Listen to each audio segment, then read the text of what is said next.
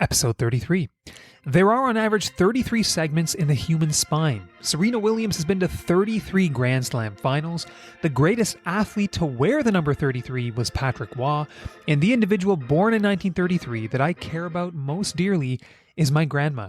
Beyond MD, episode 33, here we go!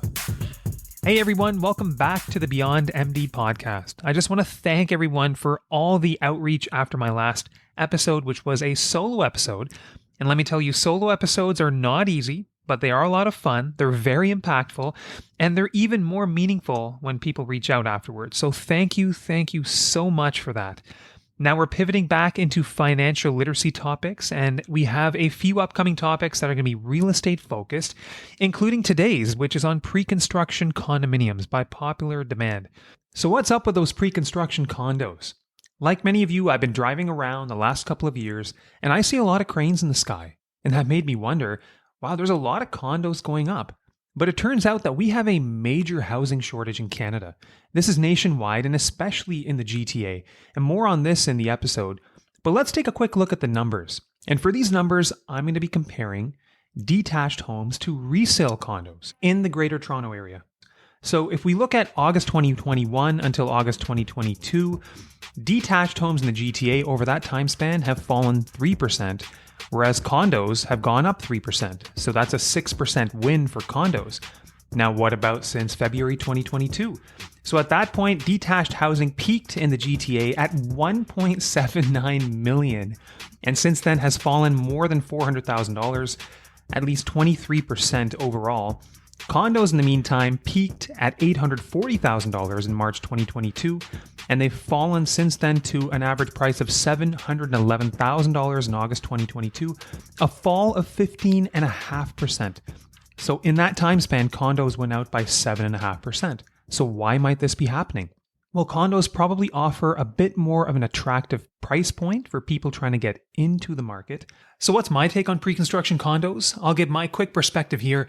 Like with anything in life, there are pros and cons to any investment you will make. Let's go over the pros of pre-construction. Deposit structure. It is easier to swallow. It can be planned for. So you're typically making deposits in 2.5% to 5% increments up to 20%. That's generally easier than dumping in 20% lump sum into a resale property. Condos, from talking to people who have been in the space longer than myself, they can be easier to manage when you're renting it out to a tenant.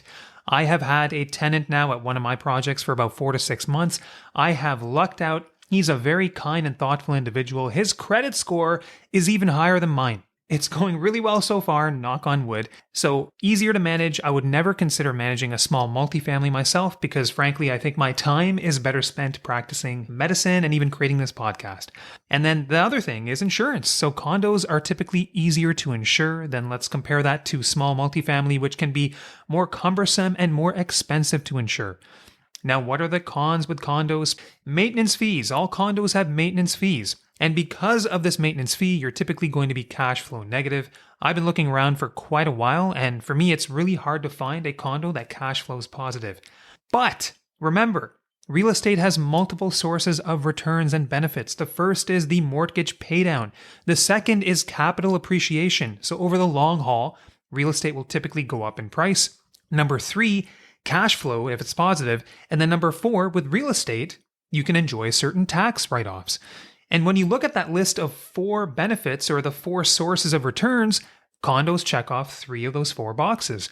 So at the end of the day, you have to do your own due diligence. For me, condos were a great way to start my real estate journey. I am happy that I invested in them.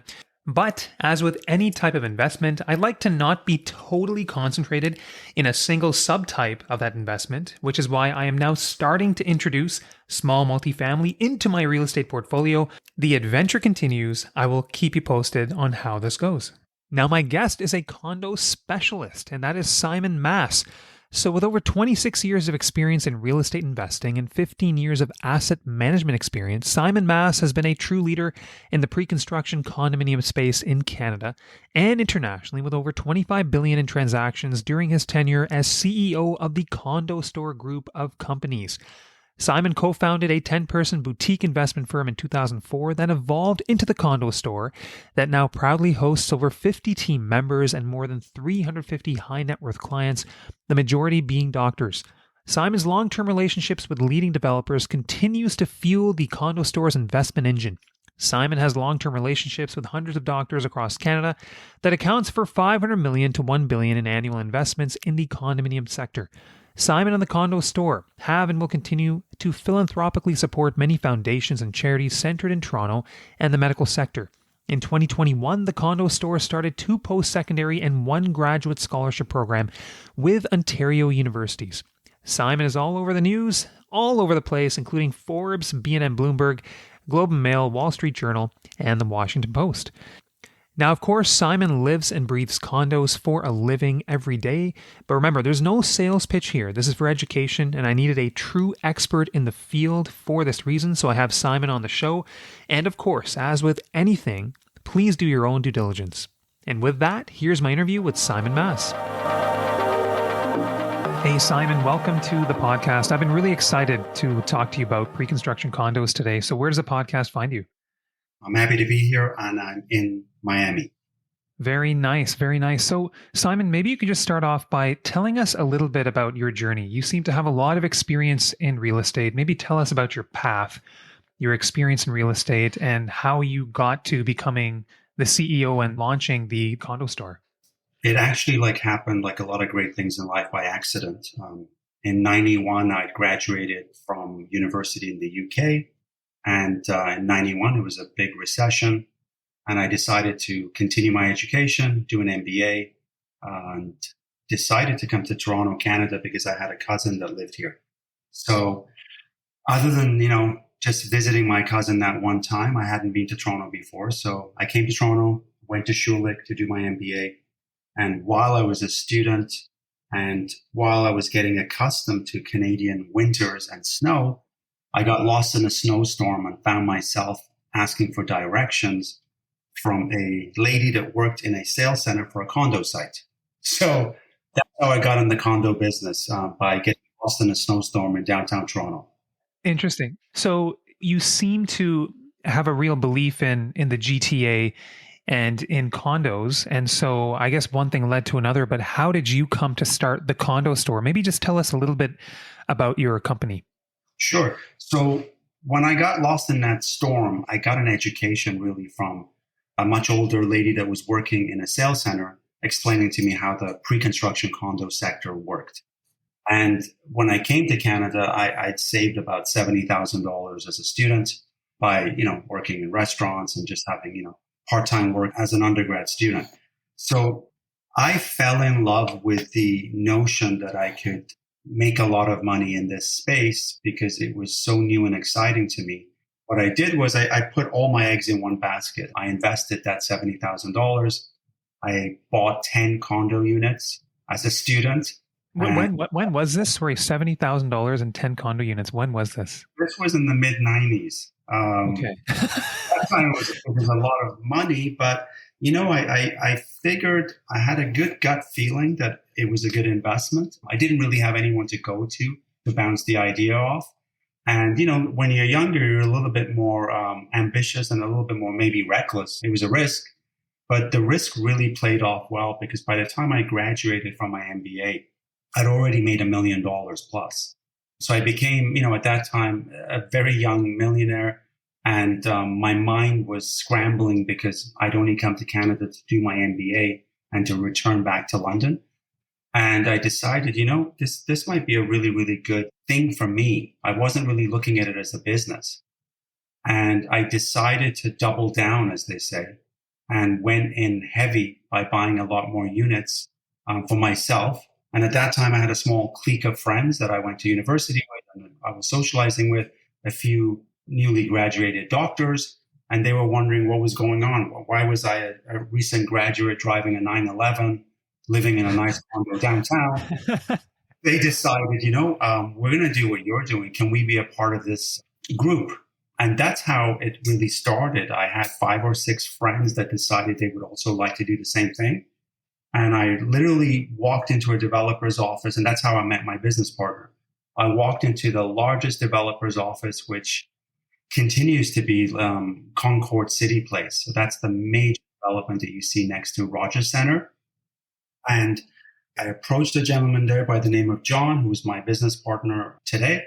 And I said, I'd like to buy 50 units, which was a much larger number than I could have purchased anyway. But he took me upstairs and I met the CFO and the CEO of the company. And that's how it started.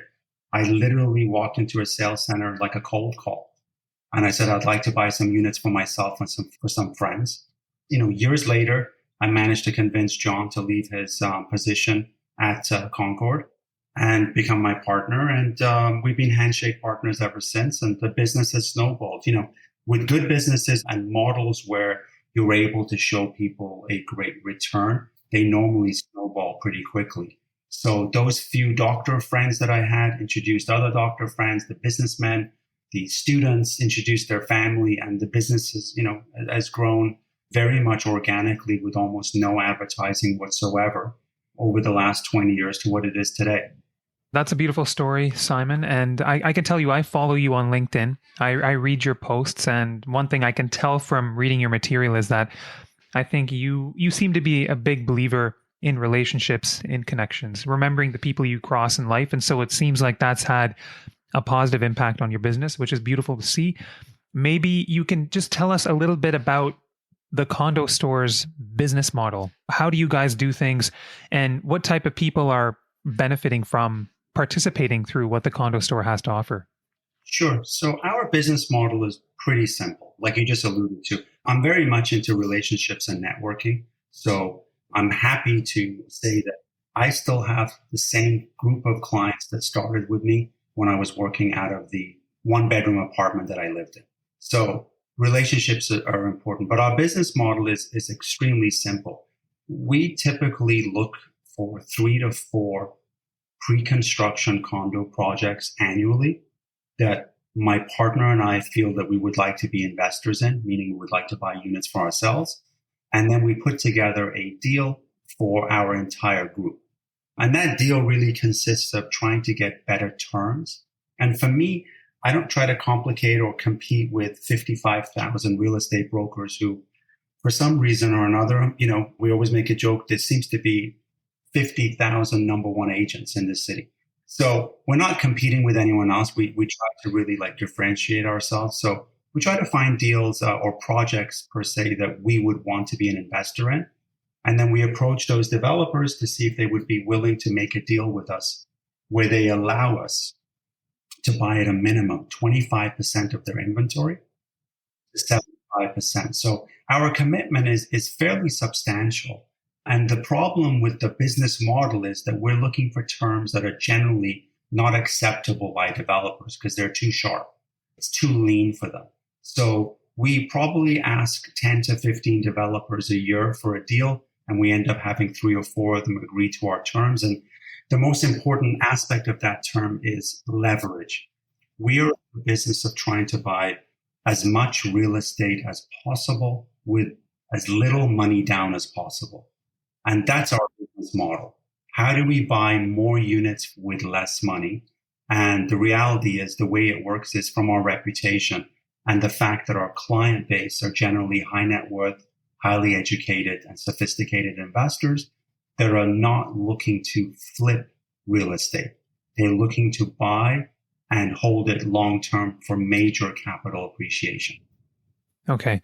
So just to unwrap all that, about 4 projects a year that you will look for. And it sounds like you are focused, a lot of what you do is focused in the GTA in Toronto, right? Correct. Our main business has always been in the 416 area code, typically in downtown Toronto.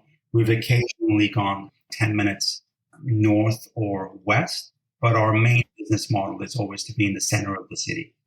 Okay, I got it. And so about 4 projects a year. And in each of those projects, you yourself are investing alongside the investors. You're picking up units for yourself? Yes. So this is one of the most important keys of our business model and why the credibility factor for us is so important and why we don't go out there and try to be involved with every single project that launches in the city. And bear in mind, there's about 150 to 200 condo and low-rise sites that are launched in the GTA annually. So it's a number that we would never be able to participate in anyway. But the largest clients of TCS, the Condo Store, are myself and John. So, we are investing side by side pretty much at a much larger 2 to 4x participation number than our clients. Got it. Okay. Now, you mentioned leverage, and leverage, I think, is the magic word behind real estate. But in the setting of rising interest rates, Simon, have you run into any issues? I understand over the years, you probably have very good relationships with builders. You know who the good builders are. But with these borrowing costs going up, costs for builders are going up as well. So I wonder, has that posed any problems on projects? Have certain projects canceled? I'm just trying to get a sense of, aren't there problems posed by these rising borrowing costs as well? I mean, it's a great question and it's multifaceted, right? So it's difficult to give you like one uniform answer. So in regards to seeing any issues right now, of course, if we have closings right now, which we always do. So we have projects that we had purchased pre-construction maybe 5 or 6 years ago or 3 or 4 years ago that are closing right now. And we're going through getting approvals for financing for mortgages. So personally and on behalf of clients, of course, it's become harder in the last 3 months. The banks have increased interest rates and the banks are becoming a little bit more cautious on allowing clients who are buying lots of units to be able to qualify for mortgages. So yes, it's more difficult, but frankly speaking, I closed on 3 units myself yesterday and in a project where it has staggered closings. So I have like 10 closings to go through. It was more difficult. It was more challenging in the sense that there was a lot more questions, a lot more documents required. But again, frankly speaking, we're catering to qualified investors, which is very different to the landscape that is constantly being discussed in the media. Unqualified buyers, whether it's in real estate or if it's in the stock market or pretty much any investment platform out there, are always going to have difficulties when they're leveraging. And most investments are based on leverage. So I think the general landscape right now for the condo market for people that are closing is that it's getting more difficult to get mortgages. But the banks are giving mortgages to qualified investors with a few more questions asked. So I don't really see it as a major problem. Plus, I also see this whole situation right now with interest rates and the problems we're having, obviously related to inflation, to be a temporary hiccup. And if you look at it historically, it's always been temporary. We're going to ride through it in the next 12 months or so. But like all good things, if you're making the returns, 30, 40% returns, you're expected to have some hiccups or some difficulties along the way. There's no such thing as easy money. Yeah, I hear you. And I think anybody who has investigated the history of interest rates knows that these things are cyclical. So that's well said. Now, let's just get into some pre-construction condo basics. So you're a specialist in the GTA, especially in Toronto. Is it fair for me to ask you, are there certain corridors of Toronto that really catch your eye right now? Like we've got Liberty Village, we've got Corktown, Yorkville. Are there certain areas that you gravitate to a bit more now?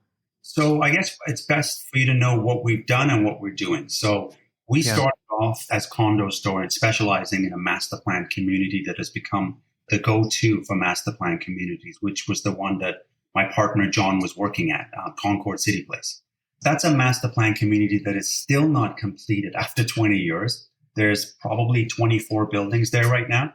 Following that, we moved to Liberty Village, which became the next large master plan community that has about 25 towers as well. So for us, we like to find neighborhoods where there's potential for massive growth, and master plan communities offer that if you get in at the ground level. So as an example, with City Place, we were heavily involved with thousands of units, billions of dollars worth of transactions, actually, up until around 60% of that project. And then when the pricing of that project started getting to a certain number, we decided to find another master plan community, which was Liberty Village.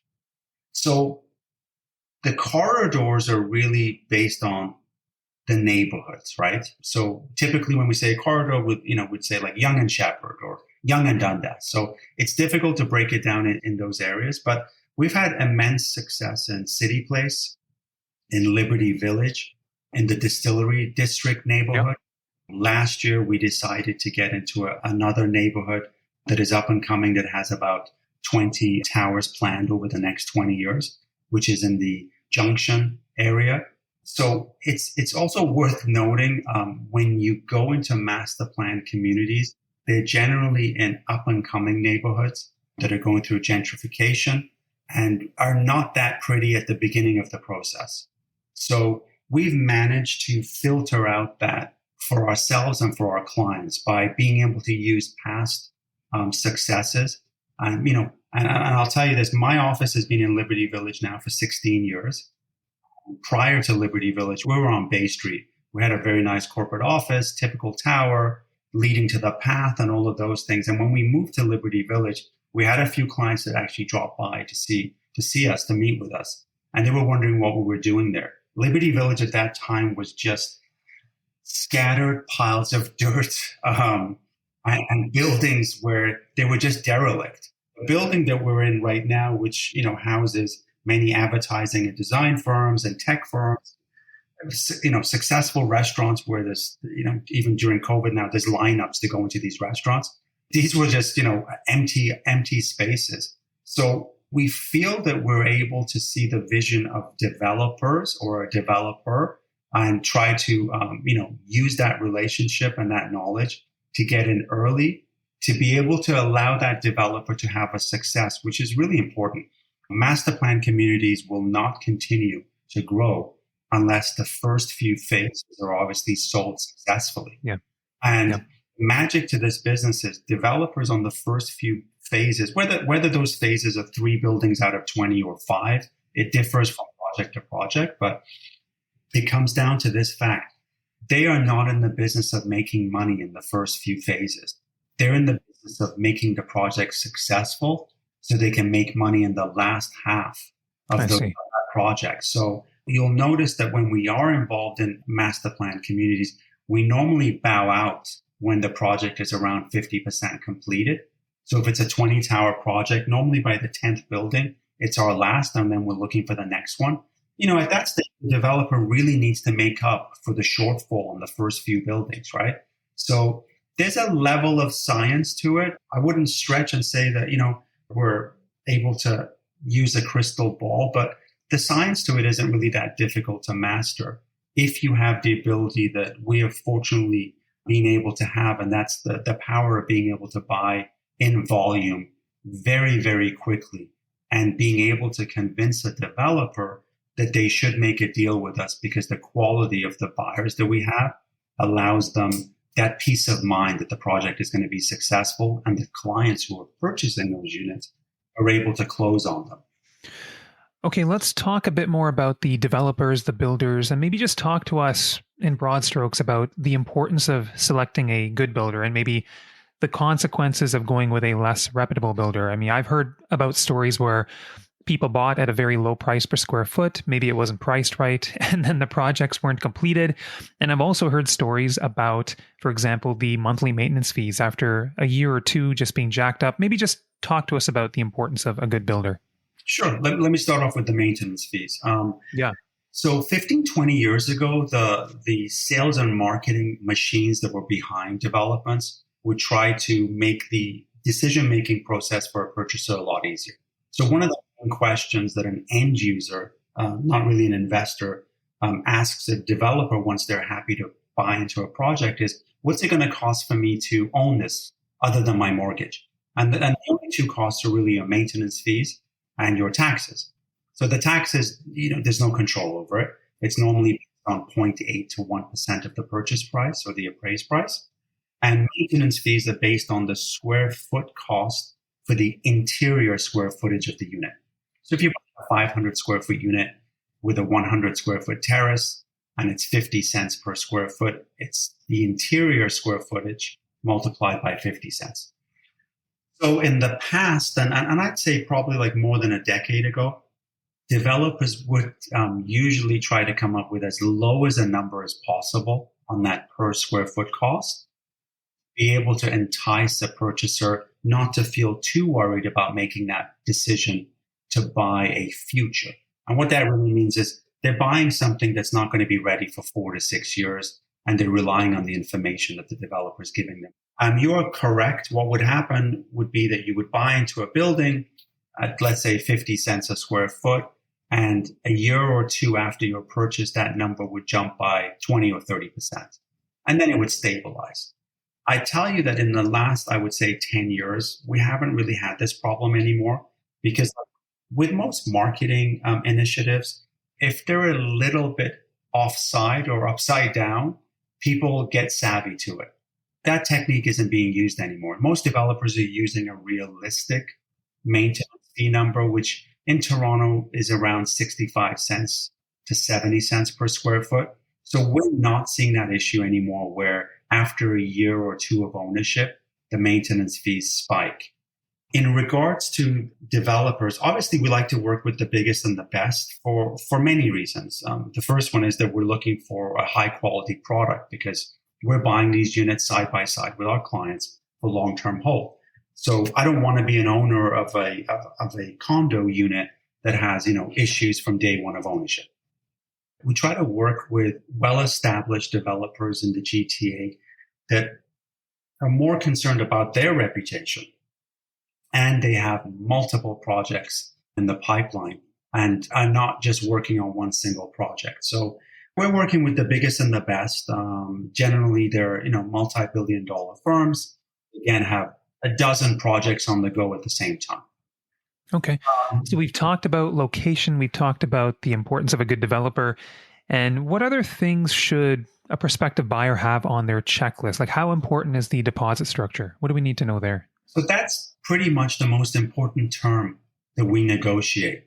The deposit structure is so important to us that we've passed on projects that we love the location, we love the design.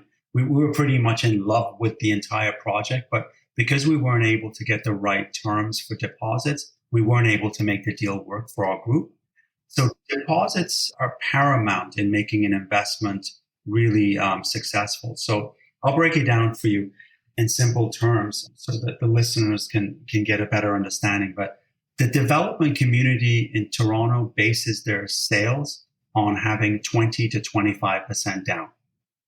So a developer has to sell a unit with a minimum of 20% down, which on $1 million, I'm just using round numbers because it's easier, plus $1 million today is that base number for a condo. On 20%, a purchaser, an investor has to have $200,000 of liquid cash to be able to give to a developer, who then holds that money in a lawyer's trust account to be able to get construction financing. Our typical deposit structure over the last 5 years has averaged around 7.5% to 10%. That number is really important for us because we are working with about a $500 million wallet every year. That's what we're spending. So I would like to have less clients and more units. So our client base is around 300 to 350 doctors and physicians. And pretty much in every deal that we go into, we have a minimum buy-in for every client of 2 units. The reason we use that 2-unit number is that our deposit structure is typically based around a client being able to buy 2 units for the same cash outlay that they would have to buy 1 unit if they were going through a real estate broker or if they were going to the developer sales center. So that deposit structure, having it leveraged, having it as low as possible, allows ourselves and our clients to be able to buy more units, basically double up their unit count with the same cash outlay, which also doubles up and compounds their return on investment, which is how we're able to have 40-45% returns annually on our deposits because we were able to leverage it. So the magic to this business, really, if you want to be a long-term investor and have incredible double-digit returns, is to have as little out during the pre-construction stage, because the market has been moving up 8 to 12% annually. So when you think about it, on $1 million purchase, it's going up even 5% a year. It means that purchase that you have, that you've put down $100,000 on, is going up $50,000 a year. And a typical condo project takes 5 to 6 years to get to completion. And that's how you're able to have incredible capital appreciation. Let's pause for a quick second. What is the next question that I should have asked Simon? That question is, we've put in 10% up until now, but what happens at closing? I was able to talk to Simon about this off record. He explained it really well. Basically, at closing, it is up to us to find the additional 10% to put down 20% total in order to secure financing from the banks. Back to the interview in just a second. Now for a quick message. Today's episode features taxpay.ca. TaxPay is a one-stop shop online where you can schedule all of your tax payments. Or even better, you can invite your accountant to the platform to set up all your payments for you. This includes personal tax, payroll remittance, corporate tax payments, and GST and HST. The beauty is that you remain in control at all times and you can cancel or reschedule any payments on the platform. So I've been using this platform for several months now, and I can say that it's a breeze to use, secure, and the customer service is exceptional. I also learned this year that I am now classified by the CRA as an accelerated remitter. More on the technicals of this in another episode, but it basically means that the CRA wants me to pay my monthly remittance by the 10th day of each month. Had I known this in time and scheduled payments through taxpay.ca, I would have saved several thousands of dollars in penalties. But you live and you learn. I believe TaxPay can help you simplify your life, forget the stress of tax, eliminate potentially hefty penalties, all so that you can focus on the more important things in life. You can sign up for TaxPay today using the discount code BEYONDMD, that's BEYONDMD, on the pricing page to get 6 months for free. You can do this by visiting taxpay.ca, that's taxpay.ca. I have a link in the show notes that will take you to a series of screenshots on how to get started. And now, back to the episode. Let's get into some of those statistics. Let's talk a bit more macro, Simon. So perhaps we can talk about a few things here. So when we look at the Toronto condo market, many people say, well, it's expensive. But then when we look around the world, we look at New York, we look at the Berlins, we look at Hong Kong. Some people say our real estate or our condos are still cheap. There's that side of the argument, but then there's the other side, the skeptics who say, we've had a rapid escalation in price. Can this really continue at 10% a year? Help us understand this a little bit more. Where do you kind of fall here? Again, I like to look at historic statistics. So when I started off investing in the condo market, in downtown Toronto, you could buy a condo for $200,000, and that condo today is $1 million to purchase. So it's 20 years, right? I think as an example, most of the listeners are probably going to be in their 40s, possibly in their 50s. And all they have to do is really just try to remember or speak to their family or their parents or even their own experiences, again, based on age, and see that whatever they owned 20 years ago, today is worth, in Toronto in particular, probably a 4 or 5x. And if it was in any other part of Canada, it might be a 3x. So it's quite substantial, right? Is Toronto cheap? I would have said it was reasonable up until a few years ago, but I don't find Toronto to be a cheap city to live in. It's quite expensive. When you compare it to New York or, like you said, Hong Kong, of course, it's cheap. You're comparing world-class metropolitan epicenters compared to Toronto. Toronto is becoming a world-class city. The pricing model is going up, which is great for investors. It's great for the economy, generally speaking. But the reality is it's only going to get more and more expensive because we're still undervalued for many, many reasons. That's why Toronto and generally Canada always hits that, best 5 cities or best 8 cities or best 10 cities list. It has so much room for growth. And the naysayers, quite frankly, have been saying that the market's going to crash for 25 years. So if you keep throwing that dart at the wall, sooner or later, you're going to hit bullseye. I think the problem for those people is that they have nowhere else to go now. I mean, I'll share this with you. Like, I used to give a lot of interviews to mainstream media. They don't want interviews with me anymore because I'm not able to give them those quick answers that they need, which brokers and other people are able to give them, where they just want to be featured. So they'll say whatever, the reporter wants them to say. The market is not going to crash, and it can't crash. And I'll tell you why. The government itself is announcing that we have 5.8 million new homes that we need by 2030. So when you have a fundamental housing shortage like we do, Whether or not interest rates are going up, whether or not we have high inflation, we need homes, we need shelter, right? We need roofs for the 400,000 or so new immigrants that are needed, by the way, by the economy, by the country to survive, to come in every single year. They have to have a place to live. So that's why you're seeing cranes everywhere. That's why the construction sector may right now go through a slight slowdown, but it's not going to stop because that housing is needed. And it's being announced every single day. Like the biggest topic right now in the news is inflation and housing.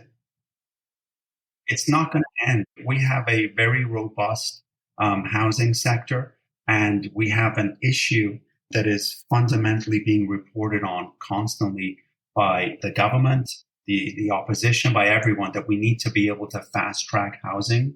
We need to be able to fast track development. And I'll tell you right now, it's not going to be fast tracked. There's no easy solution to it because there's so much bureaucracy. It's just 2 steps forward and 2 steps back. It's actually great for investors because there's a shortage, there's profits to be made. You shed on so much in that answer, Simon, so I want to pick away a little bit. Now, my next question was going to be, I drive around, I see a lot of cranes in the sky, but we've got 400,000 people coming to Canada every year. A good chunk of them, 40% of them at least, will end up in the Golden Horseshoe, at least. So you mentioned the number of houses needed. You mentioned 5.8 million. So over what time frame do we need to build that many homes? Is that the next decade or two? How long do we have to build those homes? Well, the stats that are coming out right now, like by the Canadian Mortgage Housing Corp, CMHC, is that we need 5.8 million new homes by 2030. 2030 is not that, 8 years is going to fly by. So that number is never going to be achieved. So I think, the reality of it is we're going to see more and more cranes. We're going to see more of it in the suburbs because we're running out of space in the core, right? A lot of the parking lots, a lot of the older buildings have already been redeveloped. So I just feel that in a nutshell, we're not going to be able to catch up because it's probably not possible. Something has to change for the catch up. There would be a free for all for developers just to fast track and develop anywhere and everywhere. That's not going to happen. And that wouldn't be anyway.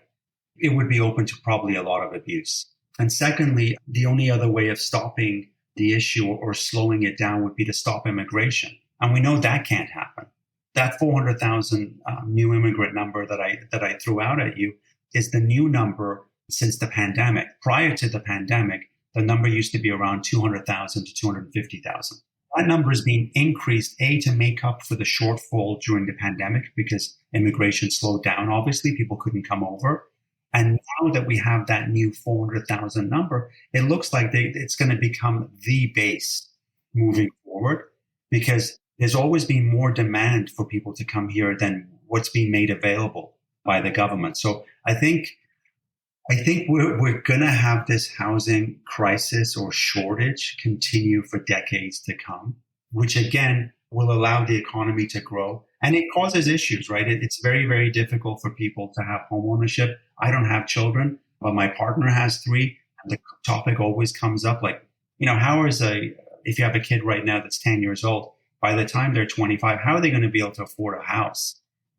If the basis for a 600 square foot condo today is $1 million, you'd have to imagine based on past forecasting, in 15 years time, that $1 million condo has to be $2.5 million. Yeah. Yep. We have those conversations at home as well. And one thing I can shed light on, Simon. So last week I was playing around in golf and I was playing golf with one of the real estate developers, and we were just talking about the bureaucratic red tape that exists here, and you compare that to other markets. So what this individual told me was that when the developer signs on or registers for a project in Toronto, it is years and years and years before things start.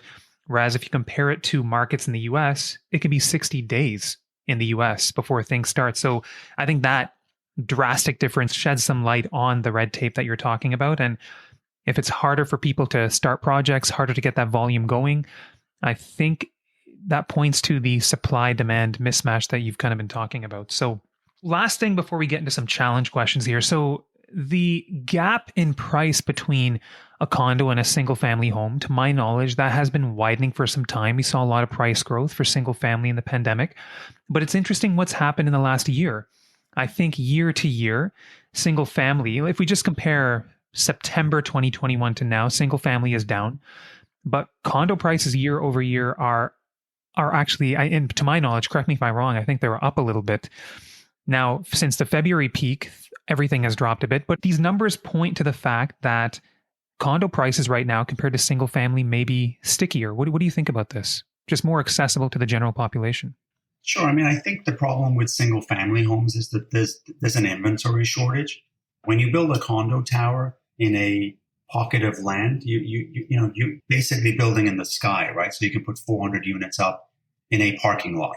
If you were to build homes in that parking lot, maybe you can build 10 houses, maybe you can build 20 townhomes. I don't know, but it's not a very efficient model. So the low rise market has been growing in the suburbs. I mean, I often also, meeting or socializing with the developer, and they're telling me about a low rise project that they have in a city I've never even heard of. And I'm always like, wondering, I'm asking them where it is. And, their reference is, well, Oakville, you go an hour west and we're putting up 700 homes there. So I think the problem with the low rise market has been fundamentally lack of inventory. That became a different animal really during COVID. If you recall the news stories at that time, nobody will ever live in a city again. Everybody wants to have a piece of garden and backyard, and it's over. Cities are over, restaurants are over. Everyone's going to be living in a bunker in the 905s. And that's what drove the pricing of homes up, right? People panicked. The media went on a frenzy that people needed to live in houses and they couldn't share elevators. I think the housing spike was so dramatic that now that we're seeing drop in prices in homes by 10 or 15%, the writing was on the wall. When prices go up 40% in a year, sure, they're going to come down by 10 or 15. But the fact is they're still way higher, way higher than they were pre-pandemic. And condos are always going to be more attractive for people for the simple reason that they're typically probably closer to where they work. So there's a transportation matter to be dealt with. When you live in a 600 square foot condo, it's a lack of space compared to a 1,200 square foot home somewhere like a townhouse. But you have facilities in the building that you can use to make up for it. But condos have always been more affordable, right? They're greater as a starter home for most people. And it speaks to lifestyle. People like the idea of having a much easier lifestyle where, they close the door and they leave and they don't have to worry about any things that homeowners like yourself and myself have to worry about. There's always a problem with the house. So I think the housing market is really going through a very, very minor correction right now. The way I look at it is that if something went up by 40% 2 years ago and it comes down by 15%, it's still up. Yeah. I think if you're thinking with your long-term lenses on, I think that approach makes a lot of sense. Simon, I want to take a chance to just challenge pre-construction condos a little bit. I mean, I own two, so I think it's fair for me to do that. And I was thinking about this and talking to a few people. So two scenarios. One is you can invest pre-construction in Toronto, let's say at a price of $1,600 per square foot. That units can be ready maybe 5 years from now. Or maybe you try to pick up a bargain now, something just under $1,000 a square foot. If one is investing for the long term, to me, that price of just under $1,000 a square foot in the resale market all of a sudden becomes very attractive compared to pre-construction. What do you think about that? Look, I've had this conversation many times as well because I'm also an investor, so I'm also looking for deals. I think right now, if you were to buy in the downtown core on resale, like a finished product that's a couple of years old, and we're not talking about 20-year-old buildings, we're talking about buildings that are maybe 1 to 5 years old. I think the average price per square foot is around $1,100 to $1,200 a square foot. Finding stuff under $1,000 a square foot isn't that easy, unless it's an older building, which has its own challenges. So there's a massive difference between the mindset that you need as an investor to go and buy a resale unit versus a pre-sale unit. The resale unit may appear to be cheaper because it is on a per square foot, because you're buying something today, and I'm just going to use round numbers. If you're buying something today in the downtown core that's finished, resale, and rented, and $1,200 a square foot, you're buying that from somebody that probably bought that unit as an investor 8 years ago pre-construction and has owned it now for about 2 years as a finished product, but they probably bought it for $550, $600 a square foot. So they're exiting that deal at a 2x. They've made a substantial amount of money, and they're happy to exit. The problem is, as an investor, if you decide you want to go buy 4 of these units right now, you are going to go into home ownership immediately within 30 or 60 days of signing that contract. That means you have to be in a position to come up with 25% to 35% of the purchase price today and be able to get financing for those units today. You have no time to, take that piggy bank and start putting money into it over the next few years and plan. It's kind of a very rushed approach. So it doesn't really work for investors that are in the volume game unless they have a lot of dry powder. They have a lot of money sitting in the bank doing nothing. So yes, you're going to be picking up units in resale right now for less than pre-sale, but you have to be in a very positive cash position to be able to close on those units.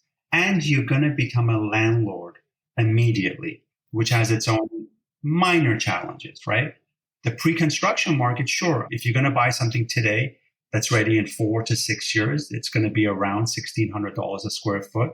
But you're relying on stats. You're relying on the fact that over the next 4 to 6 years, that unit's price is going to be increasing. And by the time that condo is ready, it's worth $1,800 or $2,000 a square foot. And you've had years to be able to plan and put away money to be able to get your financing in order. Yeah. Your points are well taken. That ability to plan and have peace of mind is very nice. But for somebody who has a dry powder, wouldn't it typically be 20% down rather than 25 to 35% down typically? 20% would be the minimum. What's going to happen today is any bank that you go to, especially if you have a lot of investment properties, they're going to want to see more money down. The other challenge or problem is that the interest rates today are much higher than they were 6 months ago. You enter that market, you're buying for a lower per square foot, but your interest rates are substantially higher than what they were 6 months ago, probably substantially higher than what they will be in 4 to 6 years from now, because the interest rates, quite frankly, on a global basis, have to come down once inflation is under control. You cannot have extremely high levels of interest for borrowing for a long period of time. Otherwise, it's going to cause many more problems. Agreed. Now, let's talk about the banks for a second. I've been having conversations with investors, a lot of people in the last month or so, and people who have been in this space for time, investing for some time, have said, if you continue to accumulate properties that are all cash flow negative, I am renting out one condo right now at these interest rates, for sure it's cash flow negative. But the argument is, if you accumulate properties and if all of them are cash flow negative, then the banks may not look at you as favorably. So what problems does that pose for scaling one's portfolio? So in the back of my mind, I have concerns. If I'm all condos, if they're all cash flow negative, can I truly scale my portfolio? How many mortgages could I get? You can scale it 100%. I'm basing my answers to your questions on our portfolio of clients, which are doctors and physicians. So the number appears to be around 10 to 12 units where banks are happy to finance, again, doctors and physicians for investment units. Cash flow negative is just part and parcel of being in this business. So we don't cater to clients or investors that want to become landlords and want to have cash flow positive condominiums straight away. We're really looking for capital appreciation. So when I buy a condo for $500,000, when it's ready, I want it to be worth $800,000 or $1 million. And I'm not too concerned that to rent that unit out, it's going to be cash flow negative by $200 or $300 a month, because I'm more interested in making $300,000 by the time I have that condo. And the truth of it is, like all investments, you have to be financial savvy. You have to be able to use the system. And the system is really based, again, on refinancing and leverage. The landlord model has always been for long-term hold. If you look at all of the biggest landlords out there, or you look at mom and pops that own freestanding 3-story buildings in downtown Toronto that have like 10, 12 units in it, you always wonder to yourself, These buildings are 50 years old. They probably bought it for $80,000 and now it's 5 million. Why are they not selling it? There's no reason to sell it when you can refinance, right? So Right. the model has Yeah. always been that if you have a portfolio of 10 condos that you bought, again, let's just use the old number from years ago. You bought 10 condos at $500,000 each. You have a $5 million portfolio that could be cash flow negative. After the building has closed and after it's stabilized for 6 months, you should be able to go to your bank and have those refinanced at the current value. That's what financing is there for. It's not based on what you pay for it. It's based on what it's worth today. So that 10 unit portfolio of condos, if it's worth $10 million now versus the $5 million that you paid for it, you have equity there that you can pull out and reinvest again to grow your portfolio. That's the only way it's going to work. You're in the medical space, unfortunately, in your area, and I feel for my clients, like you're very underpaid for what you're doing. And it's not really fair because I also work and live in the US. And what I see in the US in this space for doctors is a completely different world. You have to be able to use the power of leverage and the power of refinancing to grow your portfolio. And the only way you're going to do that is constantly to have your properties appraised at current market value.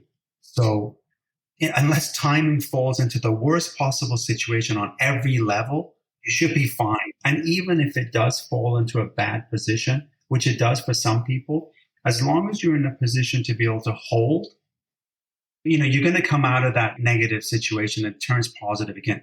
2 years ago during COVID, I gave a couple of interviews. I think I gave 5 interviews to news channels in Toronto. I think one of them was partially edited and aired. The rest of them were cut because I kept saying, well, you know that we're going to come out of a pandemic. You know that people have to live and work in the cities and everything will go back to normal and pricing will actually go up. And the narrative at that time was no. We want to hear from someone that's going to tell us that everything is doom and gloom. So we're at that level right now. It's been 2+ years, right? Things are looking like they're returning back to some level of normalcy. People are being kind of basically forced to go back to work if they want to be employed by many, many firms. So you have to get into condo investment thinking about it as a asset class of its own. Very, very different to, doing the typical putting your money in the markets. And you have to look at it as a capital appreciation source, not a positive cash flow source. And you have to be willing to battle it out. Like I said, there's no such thing as easy money. And all of us that are, in that fortunate space of being successful, we're all successful because we probably put 20 years into our deals. We didn't make crypto money 6 months ago. So we really put effort and time in, and you have to battle it out. Banks are there to say no generally. And once you explain your position and your situation, they're in the business of lending. No, I like that discussion, the message of thinking long term, and I think important points on refinancing. You'll win some, you lose some, but generally if you refinance multiple times, you're likely to do it at the right time many times. It'll probably work out in your favor. And Simon, as we wrap up, any message that you want to share with the listeners? I think we've covered so many topics. This was great, by the way. I really, really enjoyed it. As a company, I think my message would be that we're always looking for new clients, like most good businesses are that are growing. But we would like to be associated with being really, a game changer in the industry. That's what we're all about. We're about coming up with new ideas and new programs to be able to. Our motto is, we've created more millionaires than we can count. The reality is, being a millionaire in today's market isn't really that exciting. But it's something. So we're trying to grow our business by constantly working with existing clients for referrals. We love having the niche space of doctors and physicians. I think they're very much undervalued and underpaid, and we want to be able to really, quite frankly, assist them in growing their financial net worth, but also giving back to the community. For us, in the last 2-3 years, we've realized how fortunate we are. We're working with university scholarship programs right now. If there's listeners that are, looking for some assistance in any way, we're happy to listen and try to do something for them. But we like to be known as the game changers in the industry. And we love the idea of being able to help and assist medical practitioners grow their net worth. That's awesome. Simon, I really enjoy your story, hearing about it, hearing about the path that you took to get here. I found that very interesting. And it looks like things are going really well right now. So keep up the great work. And thank you for making time for me on my podcast today and educating us about the pre-construction space. I really appreciate it. Thank you very much for having me here. It was a pleasure. All right, I hope that was useful. Please reach out to me. Let me know what you think. I'd love to hear from anybody, especially those people who are interested in real estate investing. Would love to hear what you're up to and especially how you're navigating the craziness of these rising interest rates. We'll have to see how this all unfolds. Please reach out to me beyondmdpodcast@gmail.com, or even better, message me and follow me on LinkedIn. You can also follow me on Instagram. And if you're enjoying the podcast, I would be so incredibly grateful for a rating or a review, or even better, share the podcast with 2 people in your network who you think could benefit. Until next time, stay well, stay savvy.